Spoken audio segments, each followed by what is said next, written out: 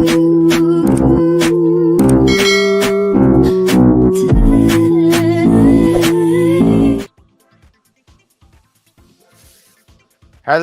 hello, hello, and welcome to another edition of Geek News. We're your hosts, the top shelf baddies, the great Grand Slam Pooba, joined with C, the superior of all C's, Madam. We got some music playing in the background. Tell the world, how the heck are you? I'm could be a little better today, fighting off this migraine, but I'm here for the people to discuss what's going on in Geek News this week. A lot has happened. And I'm ready to talk about it. I'm ready to talk about it too. I mean, I see that we got 3 pieces here of news, so I look forward to talking about it with you. But you guys are watching us on YouTube, so hit that like button, hit that subscribe button, and hit that notification button for Unpopular Review Entertainment, and also my co-host's YouTube channel, See the Superior. So, usually you kick off the stuff, but I'm kicking the party off tonight or this afternoon, and I want to talk about some Mortal Kombat. Mortal Kombat. They were supposed to be coming out next month, but they pushed the release date just this week. And I was like, that's pretty interesting that they would move it. I want to give a shout out to, I wish I remember this. I want to make sure I got the reason how I got the source of information. I'm so sorry. That should have been totally off there, but I read that offline. And geez Louise, talk about totally not being prepared. But oh, go ahead, please. No, the trailer, they released a trailer not too long ago, right? I want to say maybe last month or so. They released the trailer for this. So usually I feel like when they start releasing trailers, they plan on releasing the full movie within like 6 months, right? At the latest. Right. So I don't know what the original date was, but when was it pushed back to? So it got pushed to May of next year. I believe it's May 15th. May 15th next year, because they were supposed to come out. I forget what day in October. They were supposed to come out this year. So I was actually surprised by it. But I want to give a shout out to PC Gamer. I saw this online because it was interesting. I was like, I wonder why they pushed it back so far like that. Deadline reported, but they pointed out that they I guess pretty much to sum it all up, they would get lost in the shuffle. And them putting the movie out in the summertime would be a better date for them because they will be kicking off the summer. And a lot of times people want to get that summer blockbuster. I don't want to say Phil, but kick off the summer. I'm sorry, to sum it all up. So I thought it was interesting to report this. Yeah, because honestly, the vibe that it was giving summer, right? It's giving like a summer blockbuster film. That's high energy, but maybe not like high plot. It's just kind of go just because it's kick ass. So it makes sense that they'll have it in the summer. I think if they moved it from October, again, I'm not sure. Don't quote me on it. Sure. But they moved it into the summer. That makes sense to me. I can see that. The original date was October 24th. Okay, yeah, that's not an October movie. It's not an October movie. You don't think so? It kind of gives that Halloween feel. I mean, they're ripping people's heads off. Really? I kind of think so, but I don't think it's a bad move. What was my original thought here? I promise. Let us know in the chat if you feel like Mortal Kombat gives spooky season or if it gives summer blockbuster. Because to me, and apparently the executives of the film, I might add, feel as if it is a summer film. But maybe I'm trying to think. There's nothing in it that's really screams October to me. But I could be wrong. Well, remember. I know this is on the spot here, but do you know when the first Mortal Kombat came out? I mean, for this series. Only because I saw it in the thumbnail here. They say 2021 somewhere. April. It was 2020. Oh, wow! There was actually there. Wow, check that out. I thought I was saying something witty, but that was in the spring that they threw it out there. And I think also too, not the best move. The movie didn't do so well. No, not at all. Matter of fact, I thought they were just trying to refilm some things like getting rid of Cole. Oh, see. But you know what? Some of it could have been COVID. That was still very early in COVID times, the beginning of 2021. So I don't remember if theaters were even open yet at that time. That's hard to remember. Yeah. I don't know. Yeah. But yeah, maybe that has something to do with its lackluster kind of performance. But we'll see how they adjust for this second film, because You're the being trailer very looked kind. good. It looked interesting. Yeah, it did. You know why? Because you didn't see Cole. Yeah, you got a lot more Butcher from the Yeah, boys. I know, right? It's still kind of weird seeing him play as Johnny Cage. Like I was looking at it, and I was like, still feel weird to me. But okay, Well, we'll see how he does. We'll see how he does. But see how it does. very interesting. But I too have a bit of geek news here. Oh, I did not come fully prepared. I didn't have my first slide, but I do have my second slide. So I'm just going to jump right into it, because we talked about one action movie, and now we're going to roll into another, because the Ninja Turtles have announced that their new upcoming film, live action film, I might add, right? Or as live action as you can get with a Ninja Turtles movie, is going to be rated R. Rated R. So this is coming from the New Blurred Order. According to this, it says Teenage Mutant Ninja Turtles are back, but not the way you remember. The Last Ronin is officially being adapted into a live action R-rated movie, and is set to be the darkest TMNT. DMNT. I can't. So weird. TMNT. No, I get you, dog. Yeah, a story yet. Inspired by the best-selling comic, this film takes fans into a brutal future where only one turtle remains. Now, whoa! I'm not a comic book reader. The Last Ronin Ninja Turtles, I did kind of look into it, and it looks like it's Michelangelo, kind of like being vengeful out in the streets, kind of like. And I wonder if this is where they got it from, or who got it from whom. But Hawkeye, his alter ego thing was Ronin, I believe, when he was out here, kicking ass and with the hood on. So I wonder if did they take it from Ninja Turtles, or did Ninja Turtles take it from them? That's the question. I feel like, and I'm not a big comic book reader myself, but you learn little things throughout your life about comics, right? I think that Ninja Turtles. I'll say this: I don't want to say they took it, but I think Marvel did it first. Oh, they took inspiration from, is what we do. They didn't steal it. They took it. They didn't just go in they didn't get the steal the cookie out of the cookie jar. No. No. So how do you feel about having a rated R Teenage Mutant Ninja Turtles? It's interesting because it doesn't. Sometimes, how do I word this? It don't feel forced. It seemed like it that would work for Ninja Turtles. I mean, you talk about turtles stabbing people and things like that. Yeah, I'm interested in to see how this would be. So, is it supposed to be like the Last Ronin, where it's just one turtle? Yeah, that's what it seems.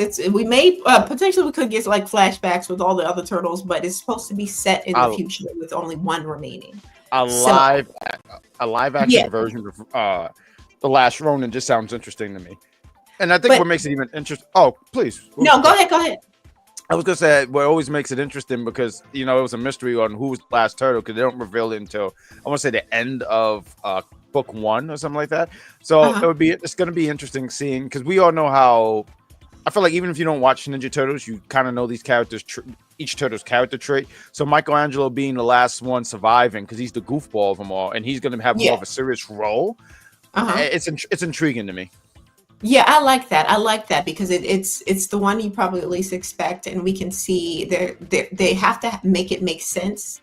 So there's going to be some interesting character development. Obviously, you can't just jump right into Michelangelo being like edgy and gritty and all of that. There has to be a reason. So I would like to see how they develop that on film. But I am concerned about the R rating only because. The last Ninja Turtle movie was like a kids animated film. It was really successful too. I think it was really well received. But to flip it and make it completely rated R, I feel like the kids are going to want to go see this movie. Now they hopping into the rated R movie. I don't know how I feel about it. It could be though, because millennials grew up on Ninja Turtles, right? So I guess maybe they're trying to reach the millennial audience. But I don't know. I'll withhold my judgment until which point I see at least the trailer. But I was thinking what you was thinking. I was thinking what you was thinking too. Where you was talking about it's more for the older audience. Like you might have to just tell the 5-year-old, this is a Ninja Turtle you can't see. Maybe in a few years, but not now. You stick with the one with John Cena in it. Because I think John Cena was a Ninja Turtle there. You stick with that one. This one is for Daddy. Okay, all right. Well, that's my bit of news. What you got next here for everybody? So I feel like not that long ago you mentioned something about Clayface on Geek News in some kind of way. So they have begun filming, and this is exciting. Look how he's very excited. Look how ferocious he is. He's scary looking. You got like 2 sets of teeth. If you look the front and the back, I didn't know Clayface could do such a thing. He kind of looked like what's his name from Superman and Lois? Oh, Doomsday. Yes. Doomsday? That's funny. He does. Tell me you don't look like Doomsday in the last couple episodes. Well, the mouth does remind me of Doomsday. If he had some of the spikes and everything going, I would say like, yeah, I see it. So this is directed by a guy named James Watkins. I hope I'm saying this right. And producers include James Gunn, Peter Safar, Matt Reeves, and Lynn Harris. And they said this is going to be coming out next year, September 11th, 2006. And the genre is going to be a body horror thriller tragedy, which makes sense. And there was something else that I saw, and they were saying this movie is going to be based off that one episode of Batman animated series. I don't know the name of it, but it's pretty much the backstory of him and everything like that. Vaguely, I remember Clayface from the animated series, and I feel as if he had more like a tragic backstory. It was just like something. Maybe I'm mixing him up with what's his name from Spider-Man 2, though. Maybe that's a mix-up. But I feel like wasn't it something with his daughter? Oh, that was Sandman from Spider-Man. Okay, yeah, maybe he was Tom. I'm sorry, Clayface. He was an actor. Something happened tragic to him, and like he really leaned on his looks. And then when he started becoming this monster, he embraced the monster because, hey, I'm not that handsome Hollywood actor anymore. So I'm just gonna. And anyway, Gotham's full of a whole bunch of mess ups. I might as well join them. So I love this a lot. I love this. I one of the things my issue was with the Batman was it looked like they were going to lean on the Joker again, and I was like, dude, I love the Joker, but like he has a whole nother. Yes, there's too many. He has a rogue of villains, and a lot of villains that have not have a lot of potential, and I think Clayface is one of them. Now, I don't know this for sure if he's a part of the DC universe or if like it's like a spin-off from the Batman. That I don't know anything about, but I just love that Clayface is getting his time in the sun. See, I feel as if it's never the two shall meet. I don't think that there's going to be any kind of interconnectivity between the James Gunn's DCU or DCEU, I think it is now, or DCU, excuse me, versus what's going on in the Batman. I don't think they're connected. But I would be curious to find out if there is any connection between this Clayface and the Clayface we see in one episode briefly in Creature Commandos. That would be interesting to see. But my concern here, as has been a growing concern of mine, is with James Gunn being so heavily in all of it, right? He's directing, he's writing, and through multiple of these movies, right? My concern is the tone. Are all of the tones going to be that same James Gunny tone? Like, is the Clayface, which seems, you mentioned something about body horror, and I don't really see James Gunn. I guess, well, Peacemaker, there was a little bit of like, chopping them up, weird things going on. So maybe. But I get what your concerns about James Gunn, like, because he has I remember you said this best one time when we were watching something. I forget what James Gunn property. I think it was Peacemaker, and we were like, "Oh, this is totally James Gunn." You could tell, like, it's clearly different from Guardians of the Galaxy, but you still see that kind of Guardians of the Galaxy magic, if that makes sense. Yeah, that was Superman. And Superman. Okay. But with this one, I was sitting here and say this about James Gunn. When he wants to, he can get an emotion out of you. He did direct, if I'm correct, or produce Guardians of the Galaxy 3, and that movie. Always like I mean it I spent a good portion of that movie crying because I really felt very, very sad for Rocket. So do I think that he can get something else out of me in this movie? Yeah, I do think so though. I think he has the talent for that. I don't know how he does in horror. I think that's a hell of a I feel like didn't he direct I don't know what you consider horror, but I feel like he directed the early 2000s Scooby-Doo live action ones. That was James Gunn, or like he See, either wrote it or directed it, one of the see, two. how dare you even? What? That gives James Gunn though. That gives James Gunn. It's not too scary. It's very jokey. That's my concern about this Clayface. Because if it's supposed to be body horror, all of this stuff is coming out in September, like right at the edge of spooky season. So I would assume this is going to be a spookier. At least I would hope. It has some to. kind of craziness is going on. But okay, you have your concerns. I totally understand. I totally. I just will say this: with the property of Clayface, you can't really do jokey. You just can't. Like this is the way. It's almost like if my man was directing a Batman movie, and Batman told like all these knock jokes, I would have a problem with that. I think he understands with Clayface. You can't do that. Maybe you could splice in a little bit of comedy in a way, and like very small. But also, tell this tragic story of this actor turns to a monster. Because you just can't do that. Yeah. I would hope that he would know that. We'll see. I almost wish it was a different director. I'll be the first to say it. I almost wish it was a different director. But no shade to James Gunn. I love what he's doing, so far with. Of course, we after Peacemaker go off. I mean, cheap plug. We're on. Well, not right after, but the next day we're on reviewing Peacemaker. So absolutely. Yep. Thumbs up to James Gunn. So that leads me onto another bit of geek news here. This is not a movie, it's a show. And it's a Netflix show. We're talking about One Piece now. One Piece, the live action, as you may know, is based off of the anime One Piece, right? And everyone knows, if you know nothing about One Piece, you know that's a long ass goddamn anime. They got 50 million shows, 50 million episodes, over 1,000. And according to Film Buzzer, in an interview with Deadline, the producers of One Piece live action shared their aim to continue the series for many more seasons. A direct quote from that producer. He said, "We have hopes to do 12 seasons. There's so much material." So they are talking about, if God willing, they'll be doing 12 seasons of this live action One Piece. Wow. Yeah, thoughts? Because I did enjoy the first season, right? First season live action, really good. And I'm not a One Piece anime girl. That's not my anime of choice. But I did enjoy the live action. Now, would I enjoy it for 12 seasons? I wanted to ask, like 12 seasons, and I guess I'm just looking at the years and stuff like that. Can you get 12 seasons out of the same actors?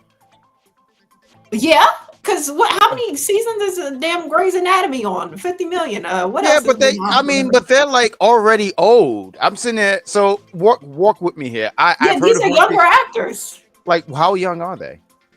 I would say early 20s. So 12 seasons, let's say 12 years, they're in their 30s. They'll still be acting in their 30s. Not that damn old. I just thought that these were like kids, like on the show, like kids. That's what I thought. I thought like Lucy was like. I don't know how old the characters are meant to be, because like I said, One Piece isn't my anime of choice. But animes tend to lean into like teenage years oftentimes, as far as their characters are concerned. I don't think this guy. I'm looking. Okay, all right, maybe. Okay, that's fine. I'll shut up. All I'm saying is 12 seasons, and these are supposed to be kids. I don't know, but my thoughts about this. How many episodes was season 1? I'm just curious. I feel like it was like 8 episodes max. It's Netflix. They're doing No, it's doable. I would be interested in giving this a watch, but anytime I see like anything 15 episodes or more, I'd be like, oh, absolutely not.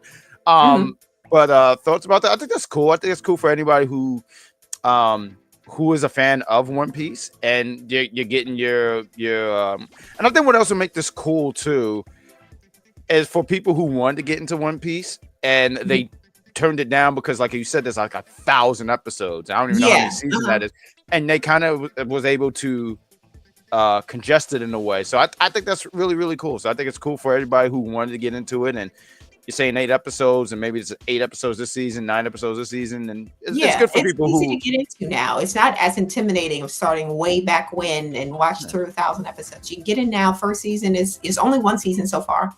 You can get it now, watch it, be caught up for the next one, and I enjoy that because I'm not watching 5 million episodes of the animated one. No, I commend people. There have been people who have done it, and I don't know how, but they have done it. So I think that's really cool. I think it's a great pickup for Netflix in a lot of ways. So that's really, really cool. But 12 seasons with the same cast, I gotta see this. maybe they just do all these episodes in like a 5-year span, and that way they just throw it out or something like that. I don't know. Man, we used to get 24 episodes a season back in the day. Back in my day, we was getting 22, 24 episodes of Buffy the Vampire Slayer and everything else wrong with it. That's right. You kids wouldn't even be able to hang now. Yeah, y'all can't hang with that. Lost. They was giving us good 22 episodes a season. So if they could do it back then, I'm sure they can at least film 2 seasons simultaneously, and release them, in order. But I feel like they can get it done. They can get it done. As long as they're not, pea-footing around. I don't know if I can say that. Pea-footing around. They can get it done. But yeah, that's the news for this week, guys. Thanks for joining us. It was a good time. I hope y'all enjoyed the jazz music in the background, and we're going to be back next Sunday. I don't know. Yeah, we're going to be back next Sunday for Geek News, and we're also going to be back next Friday for episode 3 of Peacemaker. So join us then and subscribe to our channels, and we will see you later. Goodbye.